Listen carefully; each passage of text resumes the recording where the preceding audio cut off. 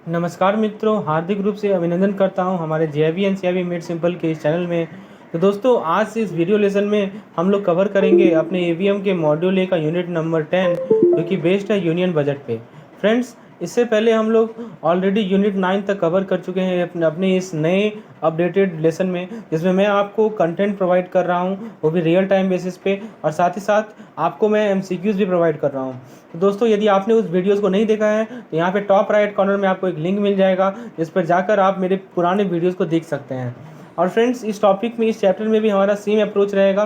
पहले हम लोग थ्योरी को समझेंगे अच्छे तरीके से, और दोस्तों चूंकि ये थ्योरेटिकल न्यूमेरिकल टॉपिक है, तो हम लोग हर एक थ्योरी पे कम से कम 3 से 4 न्यूमेरिकल को प्रैक्टिस करेंगे, ताकि न्यूमेरिकल प्रैक्टिस से आपको फॉर्मूले जितने भी हैं वो याद हो जाएंगे। क्योंकि आपको पता है इस पार्टिकुलर चैप्टर में कुछ फॉर्मूलेज हैं जो कि हमें ध्यान में रखनी है, तो वो हम लोग देखेंगे बाद में। लेकिन फिलहाल हम लोग पहले स्टार्ट करते हैं अपने टॉपिक से। तो देखिए दोस्तों, क्या क्या टॉपिक्स हमें स्पेसिफाई किया गया है मैकमिलन के द्वारा। आइए जरा देखते हैं। तो सबसे पहले हमें इंट्रोडक्शन को समझना है। इंट्रोडक्शन में हम लोग समझेंगे कि बजट होता क्या है, कौन इसे प्रस्तुत करता है, कब प्रस्तुत करता है, और भी कुछ जानकारियाँ। उसके बाद दोस्तों 2 चीज़ें, एक है रिसिप्ट और एक है एक्सपेंडिचर। और रिसिप्ट कितने तरह के होते हैं, और उन सभी रिसिप्ट में क्या क्या कंपोनेंट्स होते हैं, वो सभी के सभी हम लोग देखेंगे। सेम चीज़ है एक्सपेंडिचर के लिए। एक्सपेंडिचर भी एक प्लान होता है, एक नॉन प्लान होता है, और भी अलग अलग तरह के एक्सपेंडिचर्स हैं, कैपिटल, रेवेन्यू, सभी के बारे में हम लोग डिटेल में डिस्कशन करेंगे, उनको अच्छे से समझेंगे, और उनके अंदर जो कंपोनेंट्स इन्वॉल्व हैं उसे समझने का प्रयास करेंगे। क्योंकि क्वेश्चन बार बार वहाँ से पूछा जाता है कि ये पार्टिकुलर कंपोनेंट किसका है, प्लान एक्सपेंडिचर का है या नॉन प्लान एक्सपेंडिचर का है, ये हम लोग देखेंगे आगे। चलिए, इसके बाद हम लोग डेफिसिट के कॉन्सेप्ट को समझेंगे। तो चैप्टर का एंडिंग होगा डेफिसिट के कॉन्सेप्ट से। काफ़ी इंपॉर्टेंट है कॉन्सेप्ट डेफिसिट का।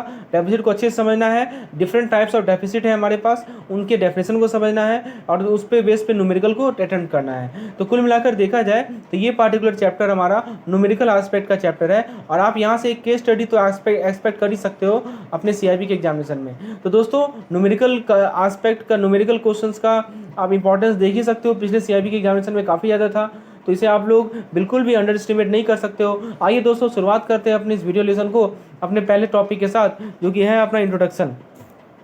तो हम लोग आइए इंट्रोड्यूस करते हैं गवर्नमेंट बजट से। सो let's see what government budget is. दोस्तों चलिए शुरुआत करते हैं गवर्नमेंट बजट से।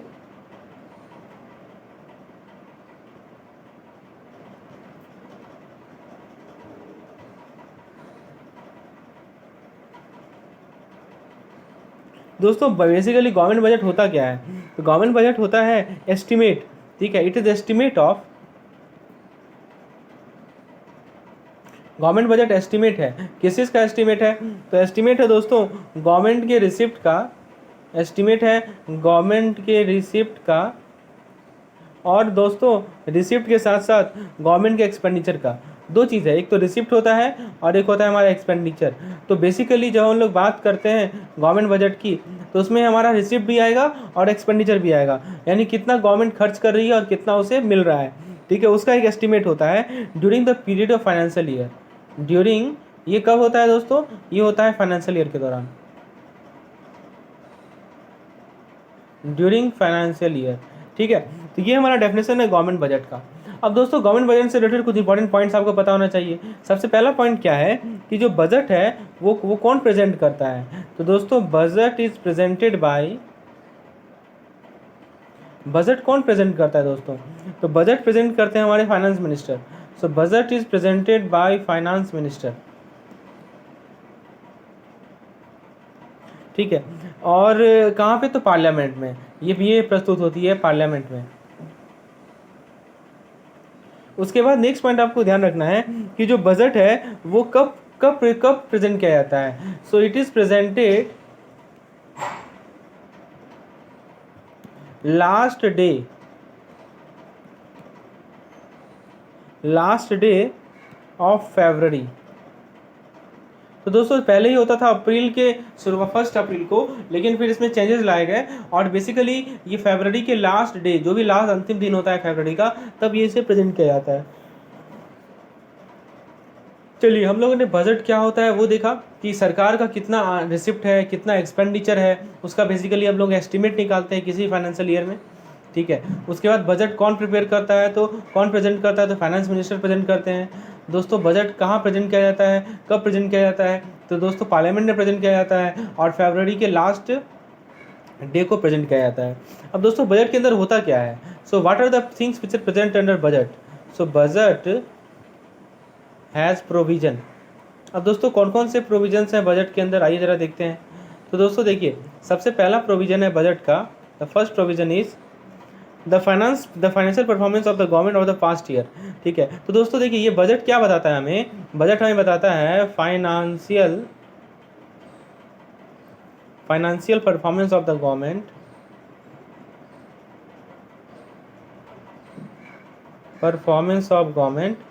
Financial performance of government over the past year.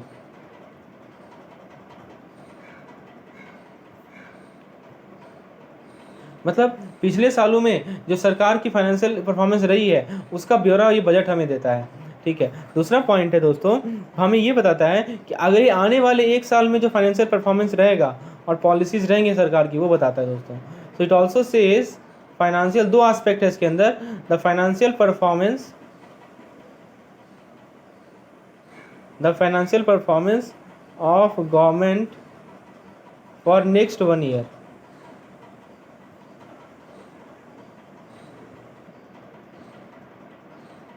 तो दोस्तों आगे आने वाले अगले साल में जो हमारे सरकार का फाइनेंशियल परफॉर्मेंस है, ठीक है, वो बताएगा, और पिछले बीते हुए साल में जो परफॉर्मेंस था वो बताएगा। ये दोनों चीज़ बताता है हमारा क्या? बजट।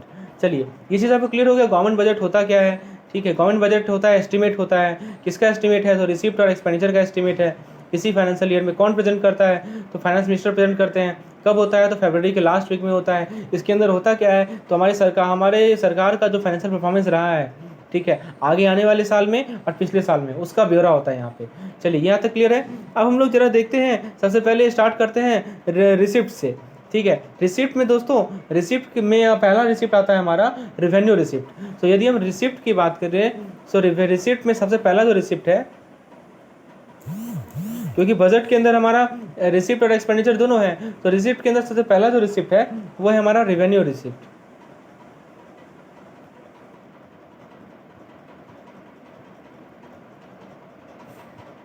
अब दोस्तों रेवेन्यू रिसिप्ट होता क्या है? तो दोस्तों आइए जरा समझते हैं रेवेन्यू रिसिप्ट को। इसका डेफिनेशन क्या है कि ये वैसा रिसिप्ट है, it is that kind of receipt, those receipt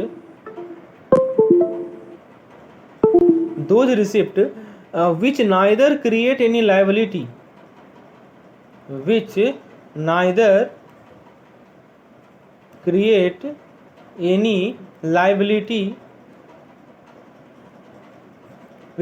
create any liability, nor reduce any asset,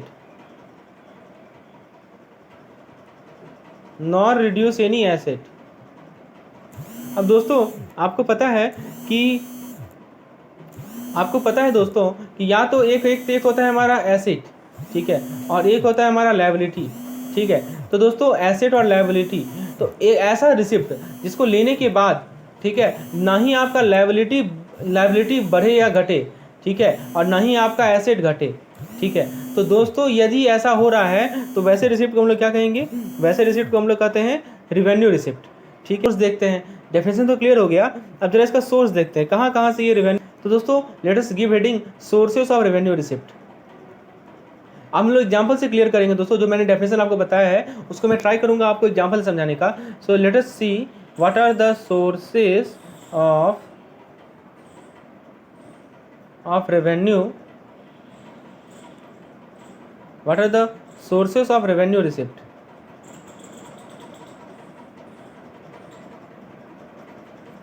ठीक है, तो दोस्तों देखिए, यदि रेवेन्यू रिसिप्ट के सोर्स का बात करें तो सबसे पहला सोर्स आता है दोस्तों टैक्स रिसिप्ट। क्या आता है? Tax receipt. और ऑब्वियसली दूसरा सोर्स क्या आएगा? Non tax receipt. ठीक है, तो दोस्तों जरा टैक्स रिसिप्ट की बात करते हैं। टैक्स रिसिप्ट को समझना काफ़ी इंपॉर्टेंट है। ठीक है, टैक्स रिसिप्ट को समझना काफ़ी इंपॉर्टेंट है। इसमें सबसे पहला जो पॉइंट आता है दोस्तों, टैक्स रिसिप्ट में सबसे पहला पॉइंट आता है, वो मैं लिखता हूँ, वो है दोस्तों ग्रॉस टैक्स रेवेन्यू। क्या है? Gross tax revenue. ठीक है, अब ये ग्रॉस टैक्स रेवेन्यू होता क्या है? इसके अंदर कौन कौन से कंपोनेंट्स आते हैं, आइए जरा देखते हैं दोस्तों। What are the components which are included under this gross tax revenue? Let's see. So the thing is that the it includes, इसके अंदर क्या क्या आता है? तो ग्रॉस टैक्स रेवेन्यू के अंदर क्या क्या आएगा? सबसे पहले आएगा कॉर्पोरेशन टैक्स, ठीक है। उसके बाद दोस्तों इनकम टैक्स, इसे आप लोग डायरेक्ट और इनडायरेक्ट टैक्स में भी डिवाइड कर सकते हो, ठीक है। उसके बाद आता है दोस्तों कस्टम, उसके बाद दोस्तों यूनियन एक्साइज ड्यूटी,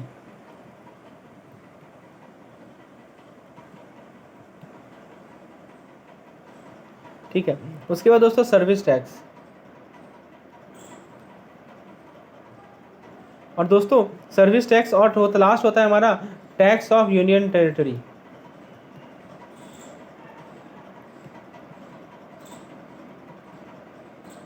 ठीक है। तो दोस्तों ये सभी टैक्सेस हैं जो कि हमारे ग्रॉस टैक्स रेवेन्यू के पार्ट हैं। Corporation tax, income tax, customs, union excise duty, service tax, tax of union territories. अब जरा तो ग्रॉस टैक्स रेवेन्यू के बाद जो हमारा नेक्स्ट टैक्स है वो है हमारा नेट टैक्स रेवेन्यू, ठीक है। तो आइए जरा उसे देखते हैं। Let's see what is the next tax revenue, net tax revenue.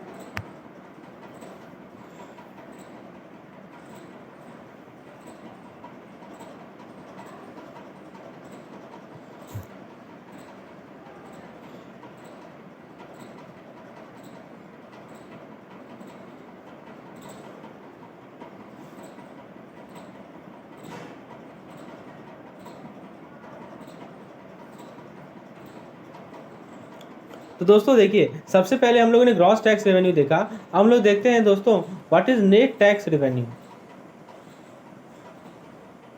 तो नेट टैक्स रेवेन्यू में क्या है, सबसे पहले नेट टैक्स रेवेन्यू का फॉर्मूला है gross tax revenue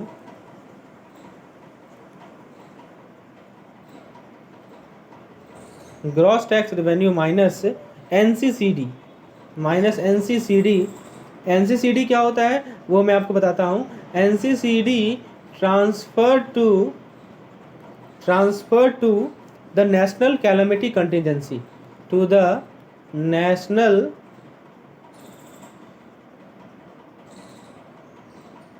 calamity contingency, ठीक है, माइनस स्टेट शेयर। तो दोस्तों ग्रॉस टैक्स रेवेन्यू आप निकाल लीजिए, उसमें से एनसीसीडी को माइनस कर दीजिए और साथ ही साथ जो स्टेट का शेयर है उसे माइनस कर दीजिए। जहाँ तक बात है एनसीसीडी का, तो आपको पता होना चाहिए कि एनसीसीडी होता क्या है, इसका फुल फॉर्म आपको पता होना चाहिए, क्वेश्चन पूछा जा सकता है। तो एनसीसीडी का फुल फॉर्म आप लोग नोट कर लीजिए, it is national council on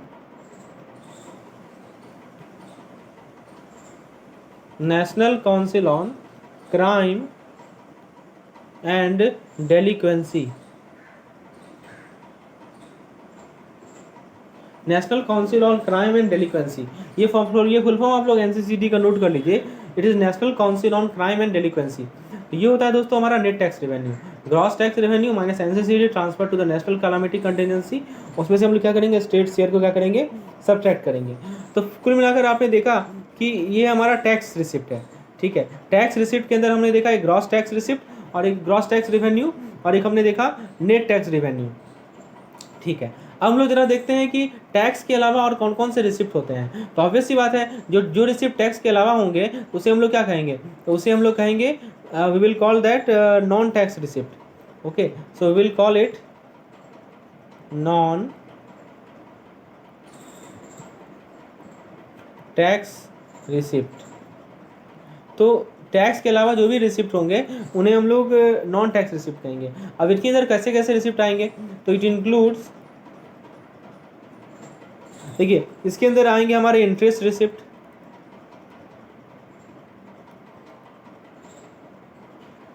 ठीक है। उसके बाद दोस्तों हमारे आएंगे डिविडेंड एंड प्रॉफिट,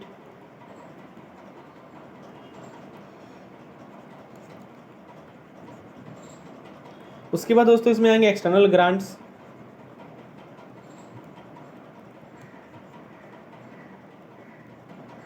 उसके बाद दोस्तों इसमें आएंगे receipt of union territory,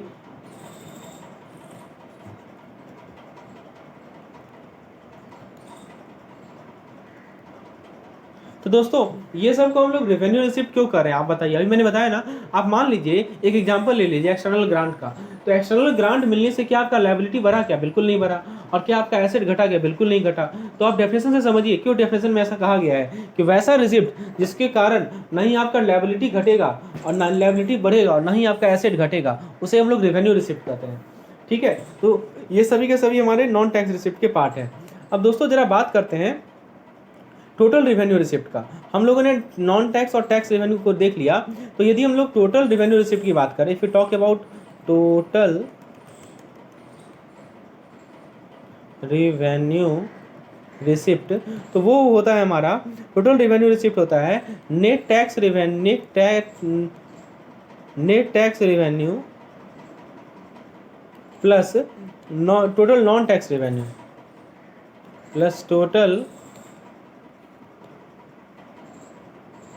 non tax revenue. ठीक है, तो आपको क्या करना है कि जो टैक्स रेवेन्यू है उसमें नॉन टैक्स रेवेन्यू को जोड़ देना है। आपको क्या मिल जाएगा? टोटल रेवेन्यू रिसिप्ट मिल जाएगा। काफ़ी सिंपल डेफिनेशन है रेवेन्यू रिसिप्ट का, होपफुली आपको क्लियर हो गया होगा। ठीक है, अब हम लोग नेक्स्ट रिसिप्ट पे आते हैं जो कि है अपना कैपिटल रिसिप्ट। ठीक है, तो कैपिटल रिसिप्ट को आइए जरा समझते हैं।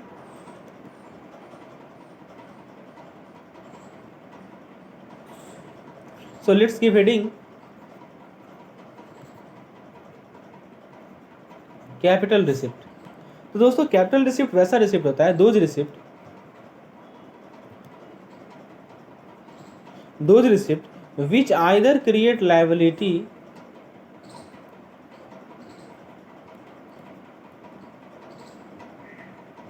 जो या तो लायबिलिटी क्रिएट करता है या एसेट को रिड्यूस करता है। ठीक है, यानी वैसा रिसिप्ट जो या तो लायबिलिटी क्रिएट करेगा या एसेट को क्या करेगा? रिड्यूस करेगा। उसे हम लोग क्या कहते हैं? उसे हम लोग कहते हैं कैपिटल रिसिप्ट। ठीक है, those receipt which either create liability और which reduce asset is called as capital receipt.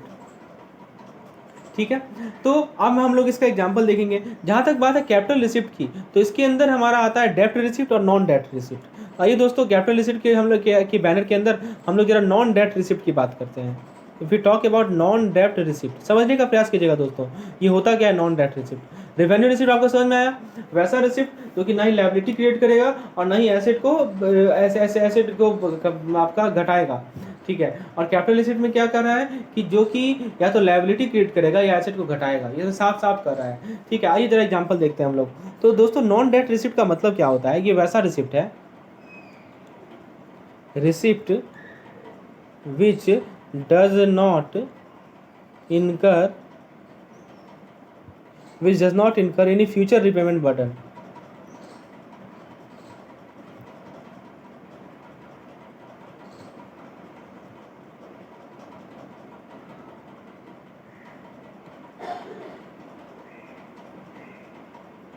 ठीक है, मतलब वैसा रिसिप्ट जिसके कारण हमारा फ्यूचर में रिपेमेंट बर्डन नहीं आए।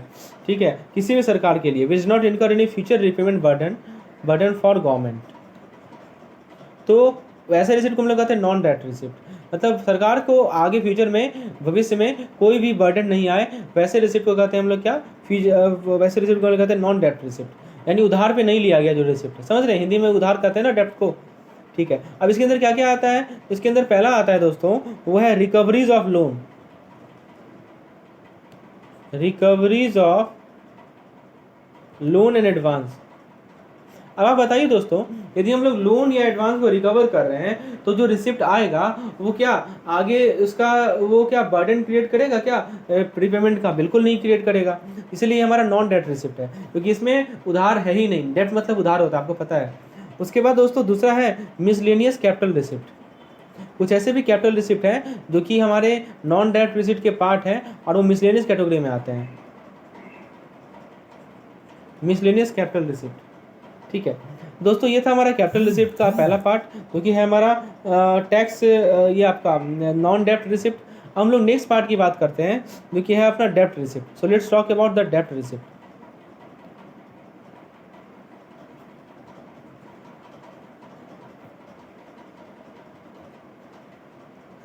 So let's talk about what is the debt receipt। तो डेट रिसिप्ट वैसा रिसिप्ट होता है जो कि गवर्नमेंट के लिए बर्डन होता है। ठीक है, those receipt which are paid by government, तो वैसा रिसिप्ट जो कि गवर्नमेंट को पे करना होता है, which are paid by government, उसे हम लोग कहते हैं डेट रिसिप्ट। ठीक है, नॉन डेट में कोई फ्यूचर पेमेंट की रिक्वायरमेंट नहीं है, लेकिन डेट रिसिप्ट में फ्यूचर पेमेंट की रिक्वायरमेंट है। अंतर समझ में आया? और ये दोनों के दोनों किसके पार्ट है? तो ये दोनों के दोनों हमारे कैपिटल रिसिप्ट के पार्ट हैं। रेवेन्यू रिसिप्ट के दो पार्ट कौन कौन से थे? तो रेवेन्यू रिसिप्ट में एक टैक्सेबल था, एक नॉन टैक्सेबल था। ठीक है, और टैक्सेबल में एक हमने आपने देखा ग्रॉस टैक्स और नेट टैक्स देखा। ठीक है, तो ये सब चीज़ आपको रिकॉल करते चलनी है बार बार। So we are talking about the capital receipt and different parts. तो the first part was non debt receipt and now let us talk about debt receipt. So हम लोग क्या जानते हैं डेट रिसिप्ट के बारे में, कि वैसा रिसिप्ट है जो कि गवर्नमेंट पे करेगी। ठीक है, अब दोस्तों इसका एग्जांपल देखते हैं। सो इसका बेस्ट एग्जांपल है हमारा डेट रिसिप्ट का मार्केट लोन। अब मान लीजिए सरकार जो है मार्केट से लोन ले रही है, तो दोस्तों ऑब्वियस सी बात है उसे वो पेमेंट वो रिपेमेंट करना पड़ेगा किसी शेड्यूल डेट पे। तो ये एक हो गया आपका। उसके बाद दोस्तों आप इसके बाद ले सकते हो short term borrowing.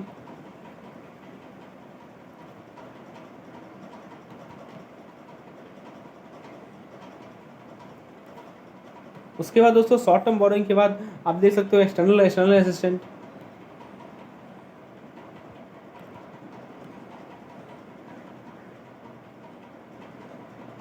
External assistance यानी कि आप ग्रांट बोल लो फिर। ठीक है, उसके बाद दोस्तों आप ले सकते हो securities issued against small saving.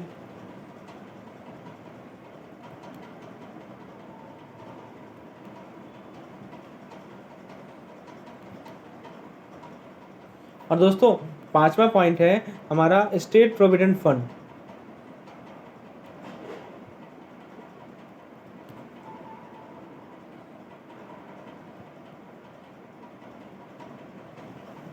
तो फ्रेंड्स ये सब हमारे पार्ट्स हैं हमारे डेब्ट रिसिप्ट के। Market loan, short term borrowing, external assistant, net, securities issued against small saving, state provident fund, other receipt etcetera. तो हम लोगों ने रिसिप्ट का जहाँ तक बात किया, मैं आपको शॉर्ट में रिकॉल कराता हूँ दोस्तों। जो चीज़ हम लोगों ने अभी तक देखा है आपको क्रिस्टल क्लियर हो जाएगा इस पार्टिकुलर माइंड ग्राफ से। देखिए हमने देखा रिसिप्ट। ठीक है, तो रिसिप्ट का हम लोगों ने देखा कि रिसिप्ट को हम लोगों ने दो पार्ट में डिवाइड किया था, याद है आपको? एक था हमारा रेवेन्यू रिसिप्ट। ठीक है, एक है हमारा रेवेन्यू रिसिप्ट और एक है हमारा कैपिटल रिसिप्ट। जहाँ तक बात है रेवेन्यू रिसिप्ट की, इसे भी हम लोगों ने दो पार्ट में डिवाइड किया। एक था हमारा टैक्स वाला, टैक्स रिसिप्ट, और एक है दोस्तों हमारा नॉन टैक्स रिसिप्ट।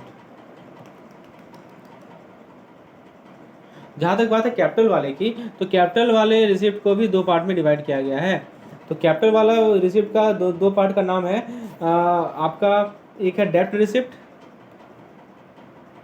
और एक है नॉन डेब्ट रिसिप्ट। ठीक है, तो ये एक फ्लो चार्ट है, माइंड मैप है, जिसे आप चीज़ों को समझ सकते हो। साथ ही साथ एक और पॉइंट मैं आपको बता दूं कि जो हमारा रेवेन्यू रिसिप्ट होता है उसमें एक होता है हमारा ग्रॉस रेवेन्यू रिसिप्ट। ठीक है, और एक होता है हमारा नेट रेवेन्यू रिसिप्ट। तो इसमें क्रिस्टल क्लियर रहना चाहिए कि आखिर ये ग्रॉस का है या नेट का है। तो दोनों में अंतर पता है आपको? ग्रॉस और नेट में क्या अंतर है बताइए? तो ग्रॉस में तो हम लोग सभी चीज़ों को लेंगे, उड्स को लेंगे, जो भी ये हमारा ग्रॉस रिसिप्ट में आएगा, जैसे कि आपका income tax, custom, unite excise duty, service tax, ये सब आएगा। यहाँ तक बात है नेट टैक्स रेवेन्यू का, तो दोस्तों उसमें हम लोग ग्रॉस टैक्स रेवेन्यू में से एनसीसीडी और स्टेट सेल को क्या करेंगे? सबट्रैक्ट करेंगे। तो ये है इंपॉर्टेंस हमारे रिसिप्ट्स का। चलिए आगे बढ़ते हैं हम लोग। आगे हम लोग देखते हैं कैपिटल रिसिप्ट भी हम लोगों ने देख लिया, इसमें आप अपना नॉन डेब्ट रिसिप्ट भी है और डेब्ट रिसिप्ट भी है। So now let's talk about expenditure. So this was all about revenue which is generated. Now let us talk about expenditure. What are the case of chances of expenditure?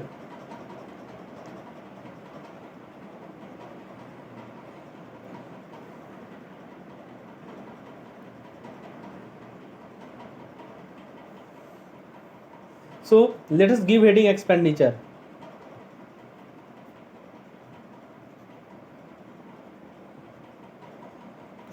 तो दोस्तों expenditure की जहाँ तक बात करें तो एक होता है हमारा नॉन प्लान एक्सपेंडिचर और एक होता है हमारा प्लान एक्सपेंडिचर।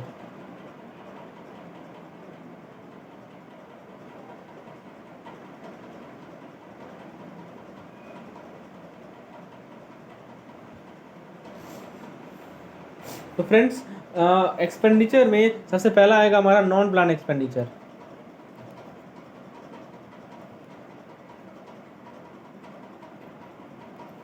तो आइए जरा देखते हैं कि नॉन प्लान एक्सपेंडिचर में क्या क्या आता है।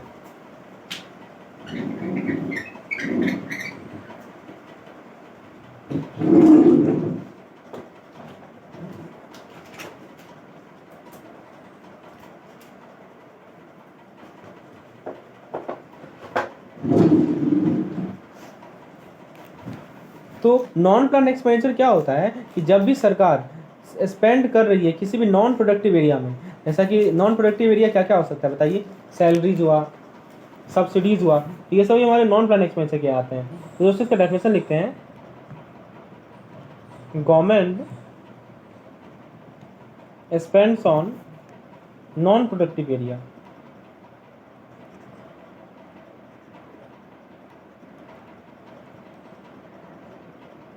like salaries, subsidies, loans and interest। तो ये सभी के सभी हमारे क्या है, नॉन प्रोडक्टिव एरिया है। ठीक है, सरकार वहां यदि स्पेंड कर रही है तो ये कहलाएगा हमारा नॉन प्लान एक्सपेंडिचर। ठीक है दोस्तों, जहां तक बात है नॉन प्लान एक्सपेंडिचर की, तो उसका भी दो पार्ट है। पहला है रेवेन्यू एक्सपेंडिचर और दूसरा है हमारा कैपिटल एक्सपेंडिचर। तो आइए जरा देखते हैं इस नॉन प्लान एक्सपेंडिचर का दो पार्ट को एक एक करके डिस्कस करते हैं दोस्तों।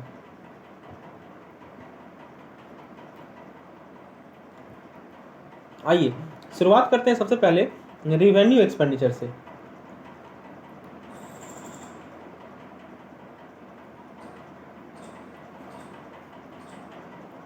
फ्रेंड्स, रेवेन्यू एक्सपेंडिचर क्या होता है, बेसिकली ये शॉर्ट टर्म एक्सपेंस है। क्या है दोस्तों, ये शॉर्ट टर्म एक्सपेंस, मतलब आपको यदि कम समय के लिए खर्चा हो रहा है तो ये हमारा कहलाएगा रेवेन्यू एक्सपेंडिचर। ठीक है, तो दोस्तों ये यूज होगा विद इन 1 ईयर, एक साल के अंदर तक का जो यूज होता है उसे हम लोग कहते हैं रेवेन्यू एक्सपेंडिचर।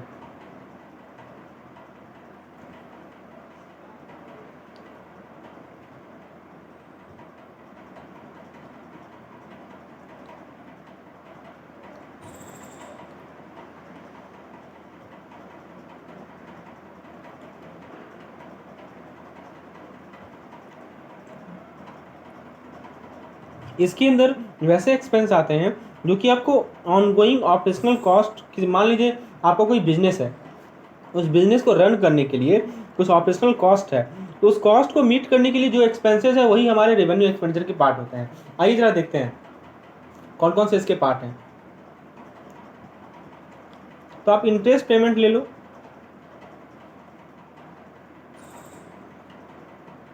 दूसरा आप डिफेंस ले लो,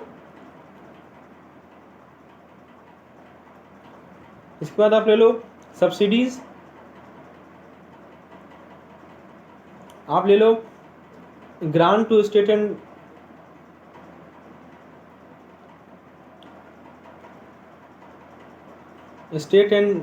यूनियन टेरिटरी, इसके बाद आप ले लो ग्रांट के बाद आप पेंशन ले लो, उसके बाद आप ले लो पेंशन के बाद पुलिस, उसके बाद आप ले लो national calamity contingency fund assistant to state,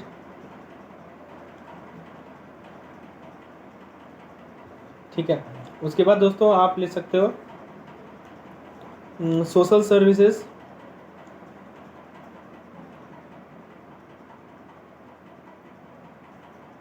उसके बाद आप ले सकते हो general service, economic services,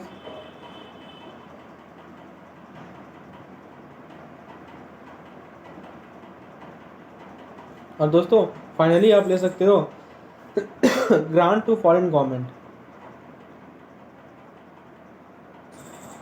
grant to foreign government. ठीक है, तो ये सभी के सभी हमारे शॉर्ट टर्म एक्सपेंस हैं क्योंकि एक साल के अंदर तक की एक्सपेंडिचर है। तो ये आपको ध्यान रखना है, ये सब पार्ट्स है हमारे नॉन प्लान एक्सपेंडिचर के अंदर रेवेन्यू एक्सपेंडिचर का। आइए जरा देखते हैं कि नॉन प्लान एक्सपेंडिचर के अंदर जो हमारे कैपिटल एक्सपेंडिचर है उसके कौन कौन से पार्ट्स होते हैं। ठीक है, so let's see some part which are under capital expenditure.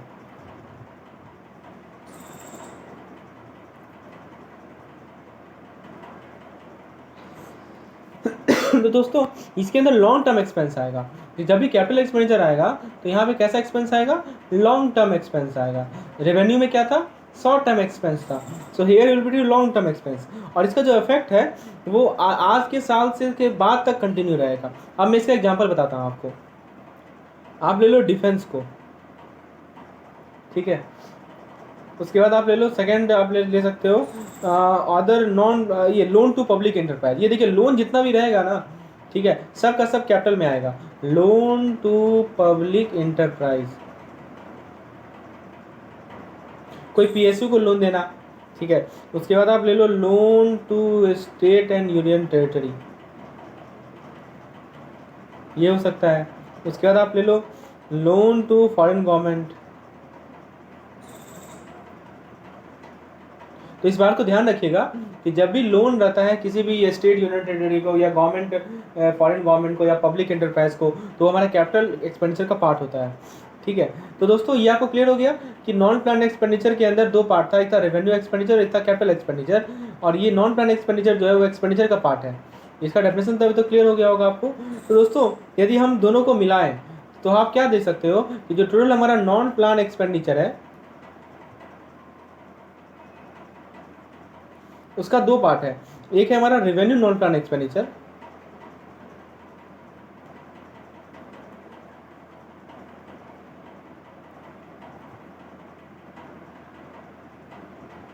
और दोस्तों दूसरा है हमारा कैपिटल नॉन प्लान एक्सपेंडिचर।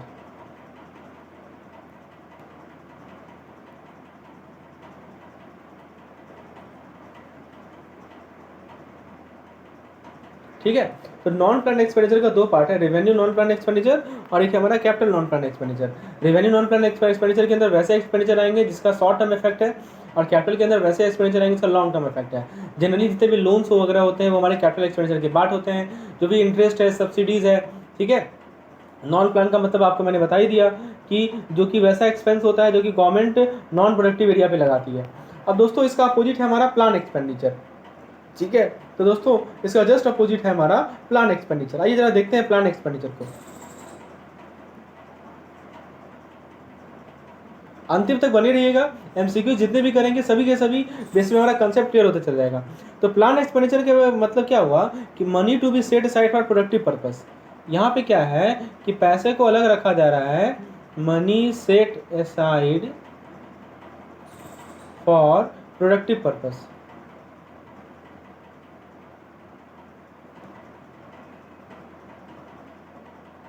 तो किसी प्रोडक्टिव पर्पस के लिए यदि पैसा को आप असाइड कर रहे हो तो हमारा प्लान एक्सपेंडिचर का पार्ट होगा। इसके अंदर भी रेवेन्यू और कैपिटल आता है। इसके अंदर भी क्या क्या है दोस्तों, इसके अंदर भी सबसे पहले है रेवेन्यू एक्सपेंडिचर और दूसरा है कैपिटल एक्सपेंडिचर।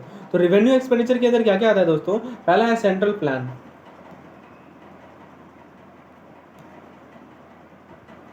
ठीक है। उसके बाद दूसरा है दोस्तों central assistant for state and union territory plan, central assistance for state and union territory plan, ठीक है।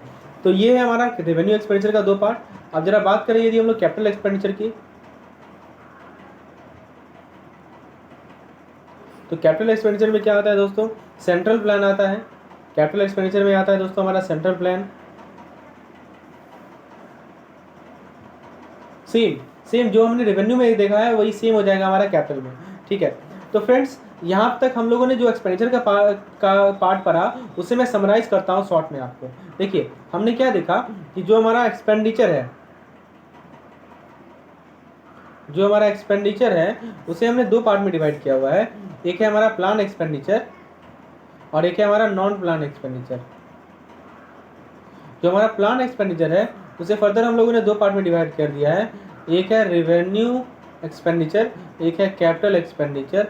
सिमिलरली यदि नॉन प्लान एक्सपेंडिचर की बात करें तो भी दो पार्ट में डिवाइडेड है, एक है रेवेन्यू एक्सपेंडिचर और दूसरा है दोस्तों कैपिटल एक्सपेंडिचर, ठीक है। तो यहाँ तक क्लियर हो गया आपको ये चीज़, ये डायग्राम को आप दिमाग में रखेंगे, एक्सपेंडिचर का दो पार्ट फिर फर्दर उसके उनके दो पार्ट। सिमिलरली आपने याद रखा होगा जब मैंने रिसिप्ट आपको बताया था ठीक है, जब मैंने आपको रिसीट बताया था, रिसीट में कितना तरह का बताया था आपको याद है?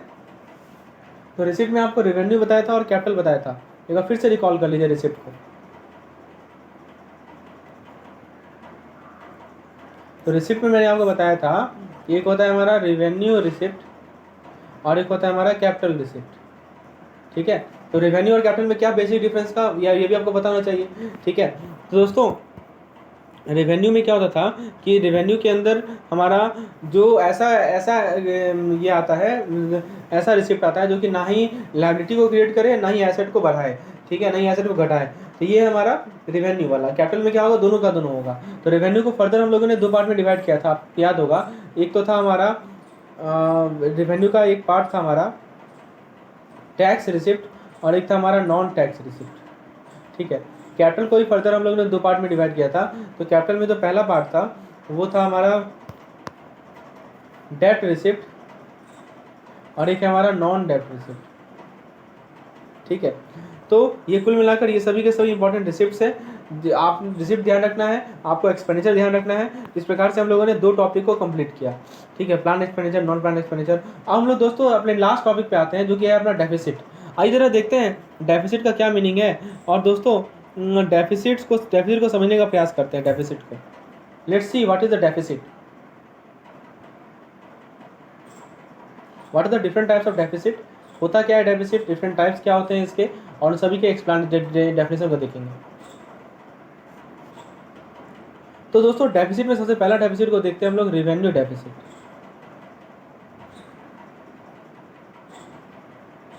ये क्या होता है? रेवेन्यू डेफिसिट का मतलब ये तब होता है कि व्हेन, नाम ही है डेफिसिट, तो सरकार की जो रेवेन्यू एक्सपेंडिचर है, व्हेन गवर्नमेंट रेवेन्यू एक्सपेंडिचर। अभी हम लोगों ने देखा ना रेवेन्यू एक्सपेंडिचर क्या होता है, प्लान के अंदर भी देखा, नॉन प्लान के अंदर भी देखा। When government revenue expenditure exceed the total revenue receipt,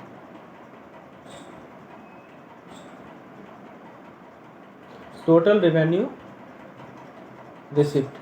तो जब एक्सपेंडिचर हमारा रिसिप्ट से ज़्यादा हो जाएगा, जब खर्चा जो है हमारा हमारा प्रॉफिट से ज़्यादा हो जाएगा, तो क्या होगा, डेफिसिट आएगा।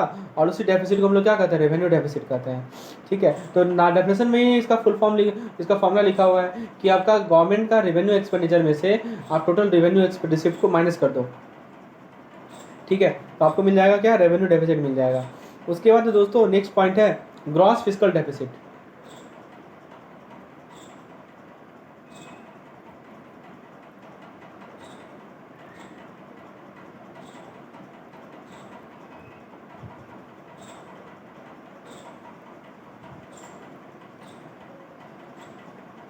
तो ग्रॉस फिस्कल रिसिप्ट क्या होता है दोस्तों, कि excess of total expenditure including loans, net of recoveries और रेवेन्यू रिसिप्ट। ठीक है, तो दोस्तों ग्रॉस फिस्कल डेफिसिट का फुल फॉर्म होता है, it is nothing but excess. तो जब जब आपको रेवेन्यू रिसिप्ट निकालना, रेवेन्यू डेफिसिट निकालना रहेगा, तो आप रेवेन्यू एक्सपेंडिचर को लोगे और रेवेन्यू रिसिप्ट को लोगे और दोनों को सब्ट्रैक्ट कर देना, तो आपको रेवेन्यू डेफिसिट मिल जाएगा। सिमिलरली यदि हम लोग ग्रॉस फिस्कल डेफिसिट को निकालें तो करना क्या है कि आपको टोटल एक्सपेंडिचर का एक्सेस देखना है। एक तरफ आप टोटल एक्सपेंडिचर को ले लो, excess of total expenditure including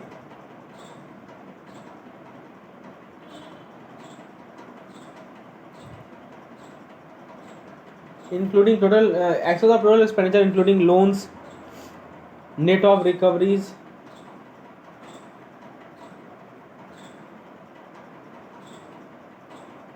over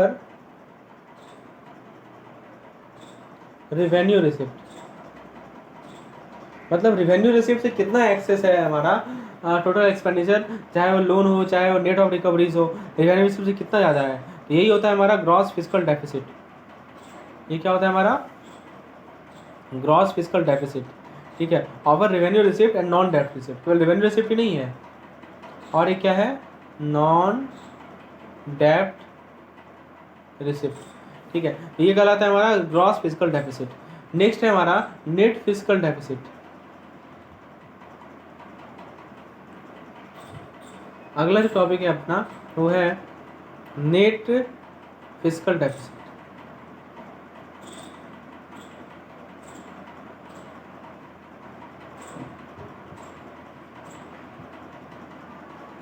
तो नेट फिजिकल डेफिसिट क्या होता है? तो ग्रॉस फिजिकल डेफिसिट और नेट लैंडिंग के बीच का डिफरेंस, तो आप साफ साफ लिखो, it is difference between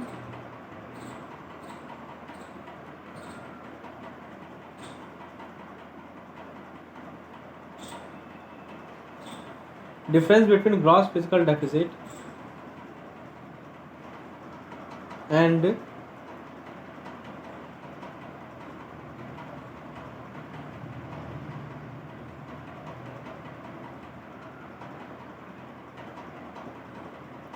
so it is difference between gross fiscal deficit and net lending। तो ये होता है हमारा नेट फिजिकल डेफिसिट। ठीक है, इसके बाद दोस्तों आता है हमारा gross primary deficit.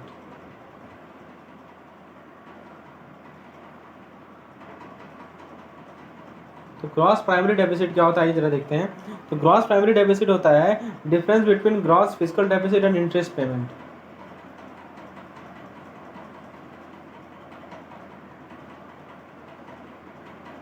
Difference between gross physical deficit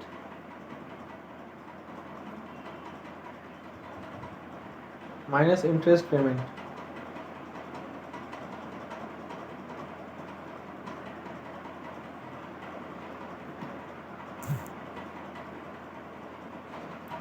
ठीक है, तो ग्रॉस फिजिकल डेफिसिट हमने देख लिया। उसके बाद दोस्तों है ग्रॉस प्राइमरी डेफिसिट और नेट प्राइमरी डेफिसिट। तो नेट प्राइमरी डेफिसिट में क्या होता है कि net physical deficit minus non interest payment.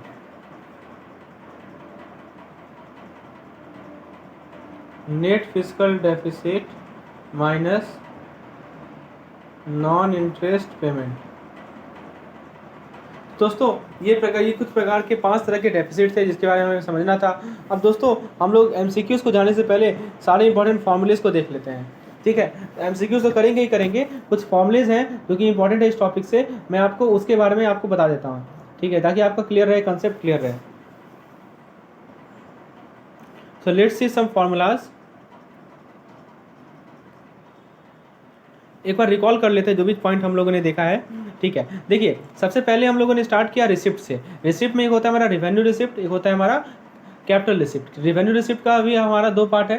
ठीक है, एक है हमारा टैक्स रेवेन्यू, एक है non tax revenue. Capital receipt का भी 2 पार्ट है, एक है डेट रिसिप्ट, एक है नॉन डेट रिसिप्ट। चलिए, तो दोस्तों आपको यदि नेट टैक्स रेवेन्यू निकालना है, क्या निकालना है? नेट टैक्स रेवेन्यू निकालना है। आपको ग्रॉस टैक्स रेवेन्यू पता है तो कैसे निकालिएगा बताइए? ग्रॉस टैक्स रेवेन्यू में से क्या घटाइएगा? एनसीसीडी को घटाइएगा ना। ठीक है, उसके बाद दोस्तों आप क्या कीजिएगा? State share. ठीक है, तो ये होता है हमारा नेट टैक्स रेवेन्यू।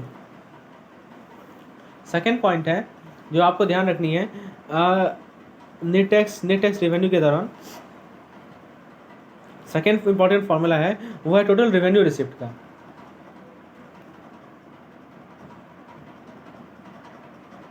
तो रेवेन्यू रिसिप्ट के अंदर क्या क्या था आपको याद है? आपको याद होगा कि रेवेन्यू रिसिप्ट के अंदर टैक्स रेवेन्यू था, नॉन टैक्स रेवेन्यू था। तो दोस्तों net tax revenue plus non tax revenue. ठीक है, तो ये दोनों है हमारा टैक्स रेवेन्यू और नॉन टैक्स रेवेन्यू का सम जो होता है वो होता है हमारा रेवेन्यू रिसिप्ट। ठीक है, उसके बाद दोस्तों कैपिटल रिसिप्ट।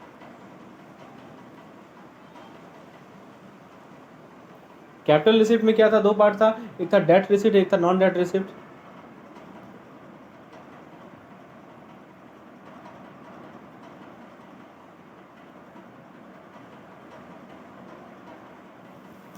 ठीक है, तो ये हमारा कैपिटल रिसिप्ट का पार्ट हो गया।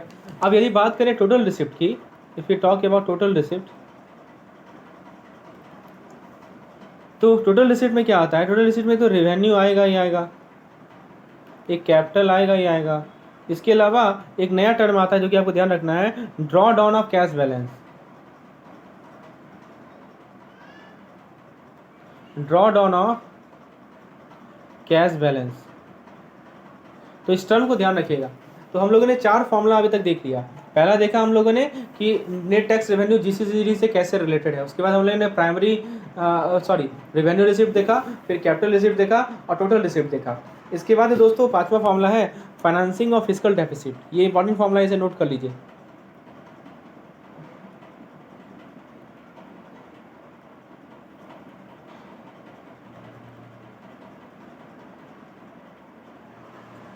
Financing of physical deficit. तो फाइनेंसिंग ऑफ फिजिकल डेफिसिट में क्या है दोस्तों, इसके अंदर है अपना फाइनेंसिंग ऑफ फिजिकल डेफिसिट में आता है debt receipt,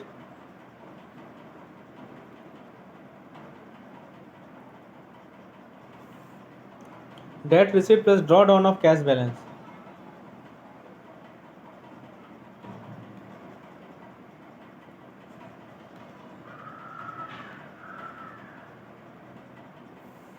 so debt receipt plus draw down of cash balance, ये होता है हमारा financing of physical deficit.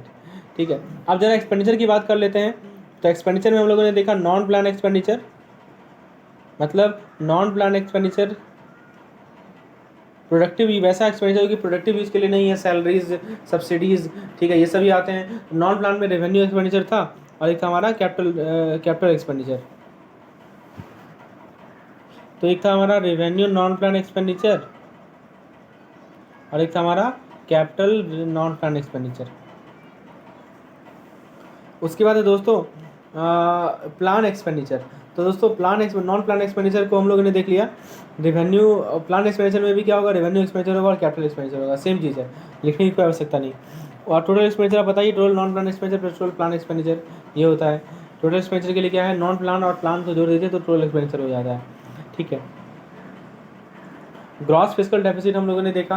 Gross physical deficit क्या होता है कि हमारा जो टोटल एक्सपेंडिचर है जिसके अंदर loans, net of recoveries, our revenue receipt including external grants and non debt receipt. ठीक है, तो उसे हम लोग कहते हैं दोस्तों ग्रांड फिजिकल डेफिसिट।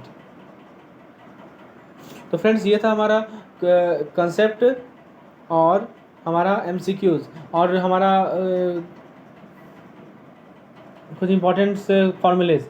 हम लोग इसके एमसीक्यूज पे आते हैं। आइए दोस्तों जरा डिस्कस करते हैं कुछ इंपॉर्टेंट एमसीक्यूज को इस टॉपिक से, ताकि हमारा कंसेप्ट क्लियर हो जाए। पहला question, total receipt in central government budget is. Total receipt का फॉर्मूला बताना है, revenue receipt plus capital receipt plus physical deficit, revenue receipt plus capital receipt plus drawdown of cash balance. तो दोस्तों ये चीज़ हम लोगों ने अभी देखा है कि जो हमारा टोटल रिसिप्ट होता है उसके अंदर तो एक रेवेन्यू रिसिप्ट आएगा ही आएगा, एक कैपिटल रिसिप्ट भी आएगा, ठीक है, और साथ ही साथ ड्रॉडाउन ऑफ कैश बैलेंस भी आएगा। ठीक है, option number B is the correct one, क्योंकि रेवेन्यू रिसिप्ट आता है, कैपिटल रिसिप्ट आता है और draw down of cash balance भी आता है। ये तीनों मिलके हमें देता है तो total receipt, revenue receipt plus capital receipt plus draw down of cash balance. Question number 2 है, विच of the following is not a part of revenue receipt in budget. अब बताइए रेवेन्यू रिसिप्ट का पार्ट कौन सा नहीं है। रेवेन्यू रिसिप्ट के बारे में मैंने आपको क्या बताया था, पहले आप याद कीजिए। रेवेन्यू रिसिप्ट के बारे में मैंने आपको बताया था कि वैसा रिसिप्ट होता है जो कि ना ही लायबिलिटी क्रिएट करेगा और ना ही एसेट को घटाएगा। ठीक है, तो इसका सोर्स मैंने बताया था टैक्स रेवेन्यू रिसिप्ट और नॉन टैक्स रेवेन्यू रिसिप्ट, आप रिकॉल कीजिए। पहला है इनकम टैक्स, दूसरा एक्सटर्नल रेजिस्टेंस, तीसरा है डिविडेंड रिसिप्ट, चौथा है एक्सटर्नल ग्रांट। बताइए इनकम टैक्स जो है वो ग्रॉस टैक्स रेवेन्यू का पार्ट है, बिल्कुल सही। जो हमारा एक्सटर्नल असिस्टेंस है ये नहीं है। डिविडेंड रिसिप्ट, तो डिविडेंड जो है वो हमारा नॉन टैक्स रिसिप्ट का पार्ट है और हमारा एक्सटर्नल ग्रांट वो भी हमारा नॉन टैक्स रिसिप्ट का पार्ट है। लेकिन जो एक्सटर्नल असिस्टेंस है, external assistance that is not that is neither part of our tax receipt not non tax receipt. तो answer will be option number B. चलिए आगे देखते हैं, receipt in budget can be capital और revenue, which of the following is A capital receipt. तो receipt जो है या तो कैपिटल होगा या रेवेन्यू होगा, तो इनमें से कौन सा हमारा कैपिटल रिसिप्ट था। तो फ्रेंड्स आप देखिए ऑप्शन को देखिए, आंसर तो आपको पता ही होगा कि वैसा रिसिप्ट जो कि हमारा लायबिलिटीज और ऐसे लायबिलिटी को ही बढ़ा दे और एसेट को रिड्यूस कर दे वो हमारा होता है कैपिटल रिसिप्ट, और जो नहीं इफेक्ट करे वो होता है हमारा revenue receipt. Loan recoveries, provident fund deposit, grants, ठीक है, इनमें से कौन सा कैपिटल रिसिप्ट है। तो कैपिटल रिसिप्ट के बारे में मैंने आपको क्या बताया कि वैसा रिसिप्ट जिसका लॉन्ग टर्म जिसके कारण हमारा एसेट भी नहीं घटे, ठीक है, और दोस्तों जो कि एसेट को भी घटा दे और लायबिलिटी को भी क्रिएट कर दे। और इसके अंदर हमारा आता है नॉन डेट रिसिप्ट और debt receipt. Non debt receipt में क्या बताया था मैंने आपको कि जो कि हमारा फ्यूचर रिपेमेंट बर्डन को नहीं कैरी करे, और डेट में क्या होता है फ्यूचर तुरंत रिपेमेंट होता है।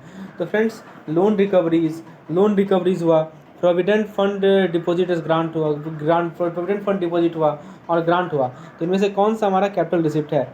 तो रिकवरीज ऑफ लोन तो है आपका, क्योंकि ये आपका जो है नॉन डेप्ट का पार्ट है, ठीक है। प्रोविडेंट फंड डिपॉजिट, और तीसरा है हमारा ग्रांट्स, और उस बेसिस पे हमें सेलेक्ट करना है। तो दोस्तों ग्रांट्स का जहाँ तक बात है, तो ग्रांट्स जो है हमारा कैपिटल रिसिप्ट का पार्ट नहीं है।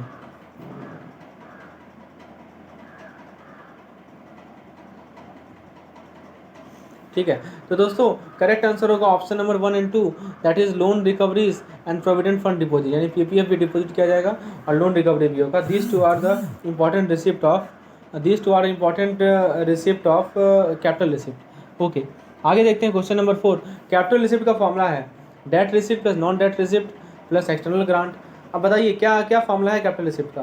तो कैपिटल रिसिप्ट में हमने देखा कि डेट रिसिप्ट आता है, एक नॉन डेट रिसिप्ट आता है, बाकी तो कुछ आता नहीं है। तो option number D is the correct one. ठीक है, एक डेप्ट आएगा और एक क्या आएगा, नॉन डेप्ट आएगा। नेक्स्ट क्वेश्चन है नेट टैक्स रेवेन्यू का फॉर्मूला है। तो नेट टैक्स रेवेन्यू में क्या आता है आपका, gross tax revenue minus national calamity contingency duty transfer, ये एनसीसीएफ में जो ट्रांसफर होता है माइनस स्टेट शेयर। तो यहाँ है प्लस स्टेट शेयर, ये तो होगा नहीं, ये भी प्लस स्टेट, ये भी होगा नहीं। बचा ऑप्शन ए और सी, क्या अंतर है बताइए। यहाँ देखिए प्लस दे दिया, ये भी गलत है। ठीक है, यहाँ माइनस होगा, तो ऑप्शन नंबर ए करेक्ट है इसका। ठीक है दोस्तों, तो आप देखिए क्वेश्चन से आपको फॉर्मूला भी याद हो रहा है। आगे देखते हैं, find out the non plan expenditure out of the following. अब देखिए नॉन प्लान रेवेन्यू एक्सपेंडिचर बोल रहा है, तो सबसे पहले नॉन प्लान वैसा एक्सपेंडिचर होता है जो कि हमारा कोई प्रोडक्टिव पर्पस के लिए नहीं होता है, और उसमें भी रेवेन्यू है जो कि शॉर्ट टर्म के लिए होगा। तो देखिए लोन वोन जो होता है ना, वो तो नॉन प्लान एक्सपेंडिचर है, लेकिन वो कैपिटल एक्सपेंडिचर है, वो हमारा रेवेन्यू एक्सपेंडिचर नहीं है। क्योंकि लोन जो होता है वो लास्ट टर्म के लिए दिया जाता है, चाहे वो स्टेट को हो, चाहे वो सेंट्रल, चाहे वो किसी भी आपका पब्लिक इंटरप्राइज को हो, या आप किसी यूनिट टेरिटरी को। तो जब भी लोन दिखे आपको, तो आप समझ जाइए कि वो नॉन प्लान एक्सपेंडिचर है, लेकिन वो कैपिटल एक्सपेंडिचर में होगा। तो दिस इज रॉन्ग। ठीक है, उसके बाद interest payment and pre payment payment, ये तो हो सकता है हमारा। फिर देखिए यहाँ लोन लिखा है, ये भी नहीं होगा। फिर यहाँ भी लोन लिखा है, ये भी नहीं होगा। तो दोस्तों ऑप्शन नंबर बी हमारा करेक्ट आंसर है इस क्वेश्चन का। ठीक है, सो क्वेश्चन नंबर 6 का ऑप्शन नंबर बी हमारा क्या है, करेक्ट है। क्वेश्चन नंबर 7 देखते हैं, विच of the following is not a part of non plan revenue expenditure. फिर से देखिए नॉन प्लान रेवेन्यू एक्सपेंडिचर लिखा है, जो तो नहीं है। तो फिर से देखिए लोन यहाँ लिखा हुआ है, लोन किसी को भी मिलेगा तो वो कैपिटल रेवेन्यू एक्सपेंडिचर का पार्ट होगा। सब्सिडीज असिस्टेंट और पोस्टल डेफिसिट जो है वो हमारा रेवेन्यू एक्सपेंडिचर का पार्ट है।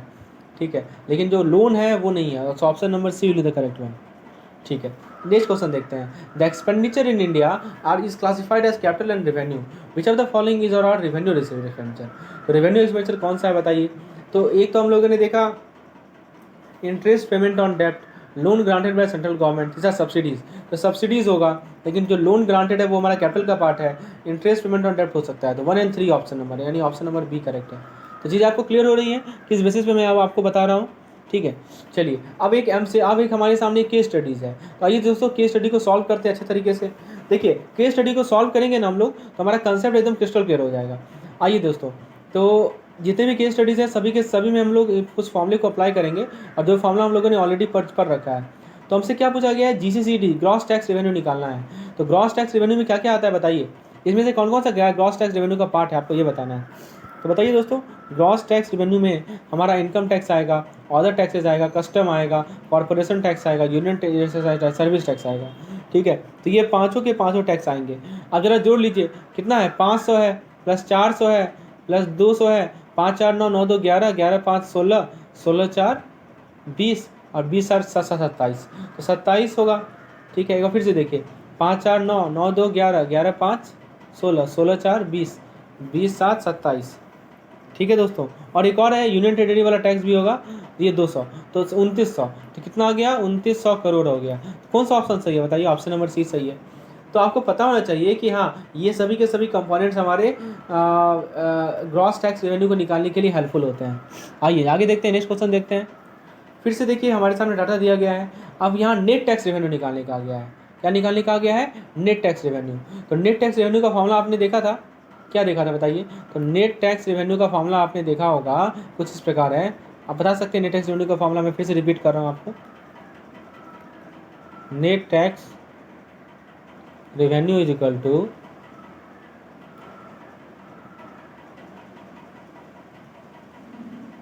Gross tax revenue minus gross tax revenue में से क्या माइनस कीजिएगा बताइए, ताकि नेट टैक्स रेवेन्यू निकले। तो ग्रॉस टैक्स रेवेन्यू में से आप जो एनसीसीडी को पैसा ट्रांसफर हुआ है वो माइनस कर दीजिए। ठीक है, हम लोग बात कर रहे हैं नेट टैक्स रेवेन्यू की। तो नेट टैक्स रेवेन्यू में क्या कीजिएगा, एनसीसीडी को माइनस कर दीजिए। ठीक है, जो कि ट्रांसफ़र किया गया है, और स्टेट शेयर को घटा दीजिए। स्टेट शेयर को क्या कर दीजिए, घटा दीजिए। आइए जरा इस क्वेश्चन को देखते हैं। तो इस क्वेश्चन को जरा देखते हैं कैसे सॉल्व किया जाए इस क्वेश्चन को। तो फ्रेंड्स देखिए, सबसे पहले हमें इससे क्या निकालना पड़ेगा, ग्रॉस टैक्स रेवेन्यू निकालना पड़ेगा। तो जोड़िए, इसे ले लीजिए, इसे ले लीजिए, इसे ले लीजिए, इसे और इसे ले लीजिए। जोड़िए जरा, 1000 प्लस 1800, 2400, 3200 और 3300 और 500 हो गया 4300, 4300 3 43 4600। तो 4600 करोड़ जो है वो हमारा ग्रॉस टैक्स रेवेन्यू ही है। उसमें से आप क्या घटाइएगा, उसमें से आप एनसीसीडी वाला घटाइएगा। ये देखिए लिखा हुआ है कितना है, 300 करोड़।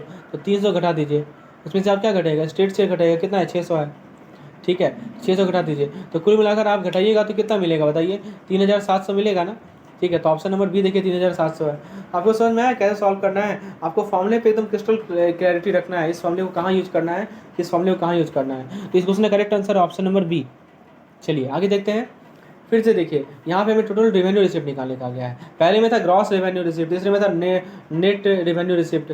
अब है हमारा टोटल रेवेन्यू रिसिप्ट। तो ग्रॉस और नेट को जोड़ दीजिए तो आपको मिल जाएगा टोटल रेवेन्यू रिसिप्ट।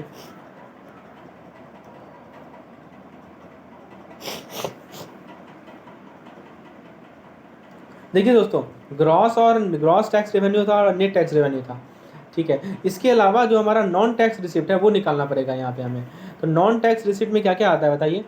तो नॉन टैक्स रिसिप्ट में हमारा आता है,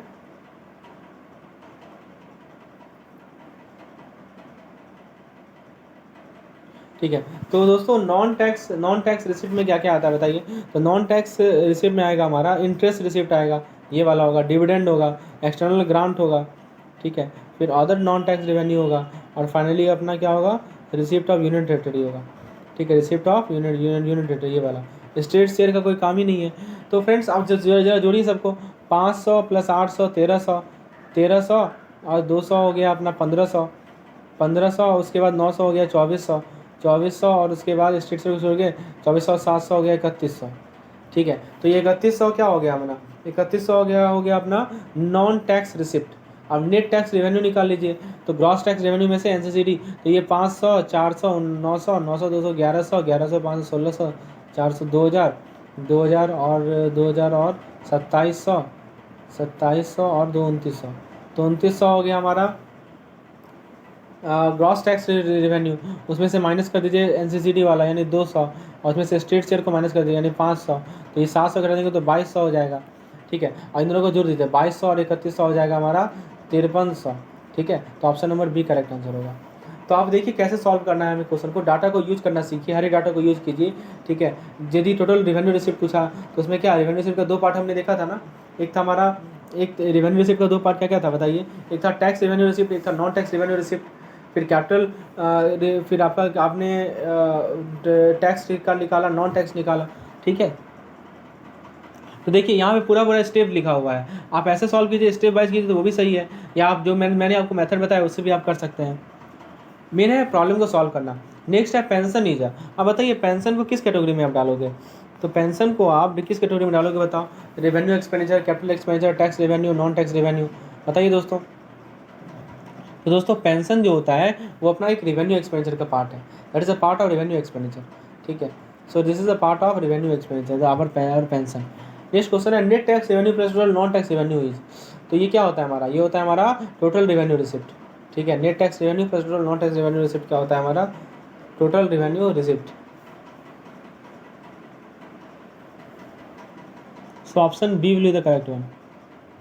नेक्स्ट क्वेश्चन है, फिर से एक हमारा केस स्टडीज़ है। ठीक है, इस केस स्टडी में देखिए क्या क्या लिखा हुआ है, revenue receive, tax revenue, non tax revenue, capital receive, recovery of loan, other receive, borrowing, यही सब लिखा हुआ है। तो हमसे क्या पूछा गया है कि टोटल रिसिप्ट बताने के लिए। टोटल रिसिप्ट का दो पार्ट है, एक है अपना रेवेन्यू रिसिप्ट, एक है हमारा कैपिटल रिसिप्ट। रेवेन्यू रिसिप्ट का दो पार्ट है, एक है टैक्स रिसिप्ट, एक है non tax receipt. Capital receipt का दो पार्ट है, एक है डेट रिसिप्ट, एक है नॉन डेट रिसिप्ट। तो सभी को जोड़ेंगे तब हमें टोटल रिसिप्ट मिलता है।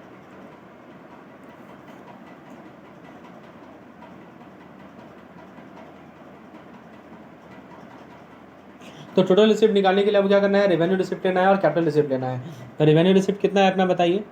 तो रेवेन्यू रिसिप्ट देखिए क्वेश्चन में दिया दे रखा है हमें, रेवेन्यू रिसिप्ट हमें कितना दे रखा है बताइए। ये देखिए 13,74,203 और कैपिटल रिसिप्ट कितना दे रखा है 6,09,91। दोनों को जोड़ दीजिए तो आपको मिल जाएगा टोटल रिसिप्ट।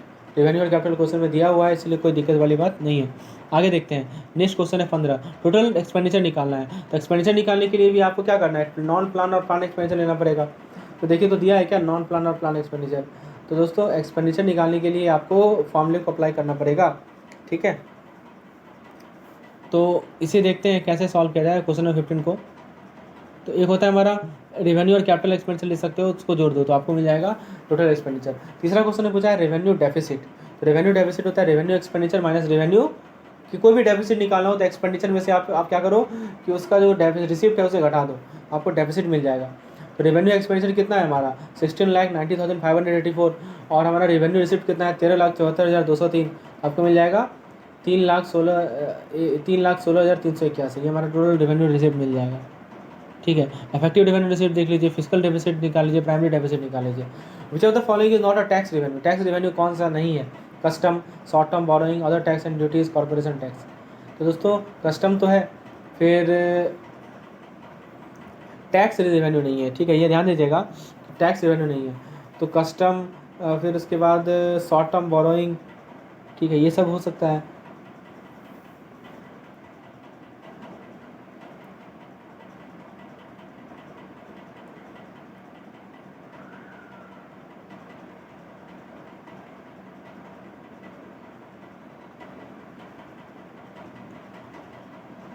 तो which the following not a tax revenue, तो custom, short term revenue, other tax and corporation tax.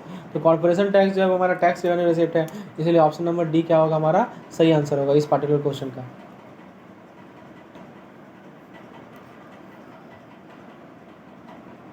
Friends आगे का क्वेश्चन 21 से लेकर 43 क्वेश्चन हम लोग नेक्स्ट वीडियो में डिस्कस करेंगे।